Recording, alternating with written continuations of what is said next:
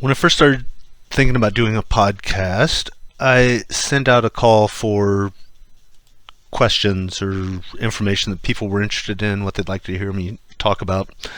And one of the things that came up was dog reactivity and cats, dog being reactive to the cat. That one came from some friends that tend to foster, I believe, mainly cats. They'll have to let me know if that's correct. But they don't want their dog to be reactive to the cats, and how to address that. I could be a mess, stressed in yesterday. He don't care less. He sees me anyway. Yeah, he sees me anyway. My dog thinks I'm great. He thinks I'm number one. He never hates. This episode is brought to you by Dogs and Storks. Again, this is a presentation I'm giving through Family Paws Parent Education, which is one of the organizations I belong to.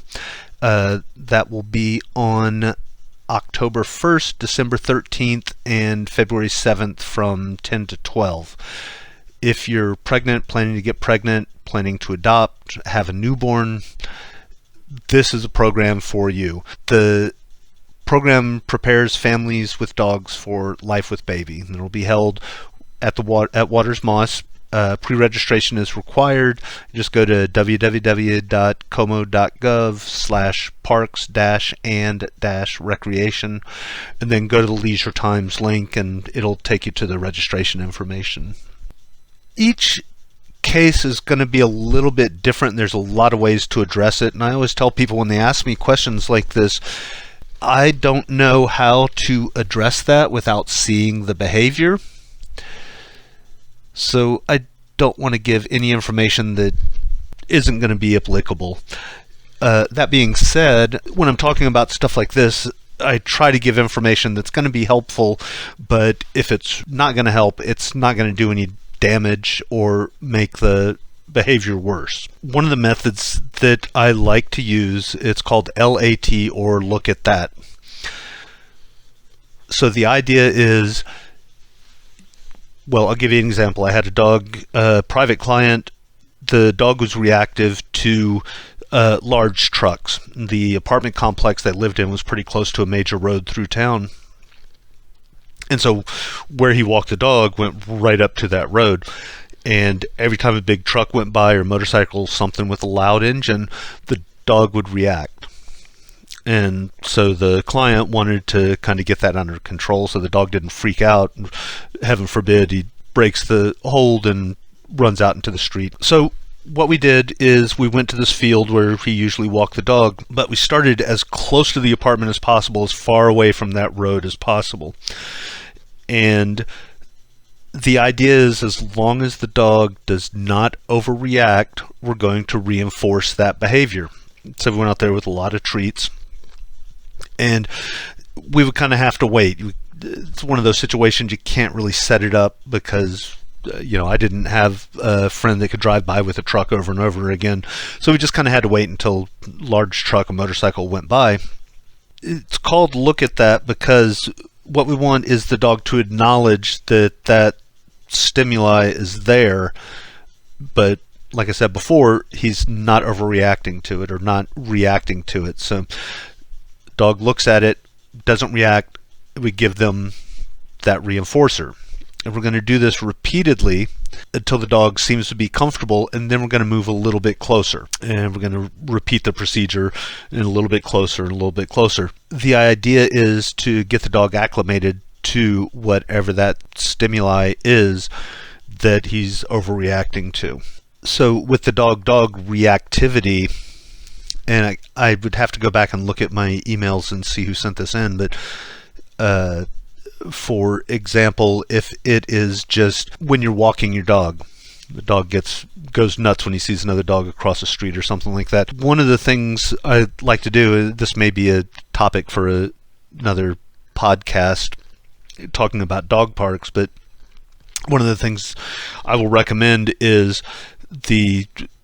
trying to think, I think the one closest to my house, the dog park closest to my house, there's some pretty good open areas close to the entrance to the dog park. I'm trying to think about the other ones in the city, but anyway, we'll just use that one close to the house. So there's a big field right there.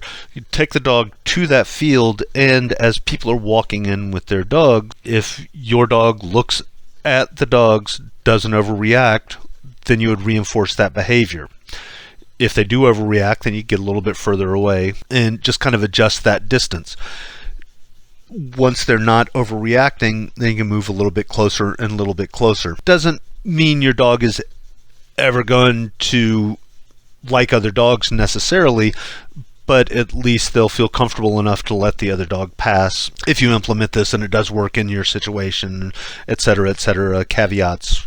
One of the things you may need to be aware of, and this is more shaping or approximations. So I had a dog, we were working on stay in one of my group classes, and the way I do that, I have the dog on the left and take the foot farthest away from your dog. So your right foot, you kind of step out, twist it, so make a 90-degree turn, then your left foot turns, so you make that 180 facing the dog.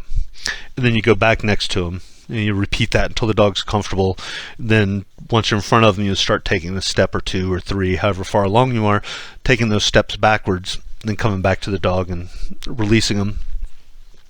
So I have this one dog, and as soon as the right foot moved, the dog went nuts. It was just spastic, would not hold that stay.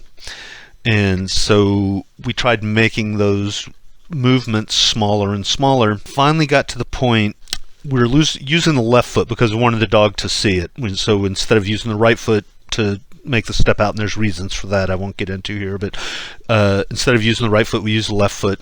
It was next to the dog, and we'd take our foot, and if toes are pointing at 12 o'clock on a clock face, we'd literally move our foot to about 10:30, 11 o'clock, and then back. And then move our foot again to 10:30, 11 o'clock, and back. Did that over and over again until the dog was comfortable with that. And then we started doing to 9 o'clock and back. And we do that over and over again until the dog was comfortable with it. And it took us the night we started on that, the next week, and then the next week before we could get in front of the dog facing him.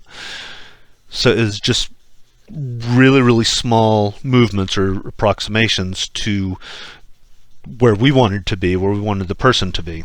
It's the same thing with the L.A.T. It may be the dog is reactive at, we'll say 50 feet, but at 51 feet he's not.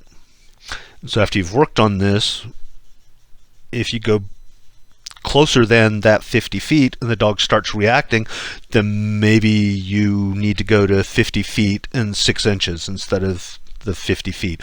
So yeah, it may just be a step or two or a real small increment getting towards whatever it is that the dog is reactive to, whether it's another dog, a cat, or the cars going by on the road. What I find a lot of times, I was reading Scientific America, I think it was, but what they were saying was the research that they were talking about, they found that dogs can count, it's like 1, 2, 3, 4 a lot. So it's kind of the same thing with when we're working on behaviors. So the dog we're working on, the stay, for example, step 1 would be 11 o'clock, step 2 would be 9 o'clock, step 3 would be around to 6 o'clock, so we're standing in front of the dog. And after that second week, it was like something clicked, and the person was literally walking across the ring, and the ring, I would say, is 30 feet wide. They were walking across the ring, and the dog was holding that stay. Doesn't mean that's the point where every dog is going to go, I get it, but it can happen that fast where they just get to a point and then all of a sudden something clicks, or yeah, you're moving in 6-inch increments and then the dog's like, oh, okay, that's not going to bother me. We can walk right up to it and it could pass by me, within 20 feet, another dog, another car, or whatever. So that's one way you can address some of these behaviors. I know the dog and cats, that's inside the home, and there's a few more things that can be done about that. We can talk about that in a later episode, but that will kind of give you an idea where to start as far as, keep the dog and the cat separated. Work with them in, say, I like to allow cats into the kitchen because there's a lot of vertical space that they can move on top of the refrigerator, on top of the cabinets, if you don't mind them being there. Again, we talked about that, I think, episode 2 of, is it okay for them to be up there? I don't know. Is it? But so plan accordingly, but you want to give the cats that vertical space. And then work with the dog, like our house, the family room, you can see the kitchen from the family room. Work with the dog in the family room, have a gate up or something so he can't just bolt into the kitchen. And every time the dog looks at the cat but doesn't react, then you would reinforce that. Then you can move a little bit closer, either down the couch or to a different chair closer to the doorway into the kitchen. And every time the dog's not reacting, you go ahead and reinforce that. Will the dog and cats ever be friends? I don't know. But we can certainly try and get to a point where the dog is not reacting to the cats and you're not worried about the cats being hurt. So that's how you would apply that L.A.T into a real life situation inside the household where you don't have a lot of space, like working outside of a dog park or in this field next to a main road where I was working with this one client. So I hope that helps. Thanks as always for joining me. If you have any comments, questions, anything you'd like to hear me talk about, you can leave a comment or email me at bishopsgatetraining, it's all one word, at gmail.com, and we'll see you next time. Tracking mud on the floor. He can't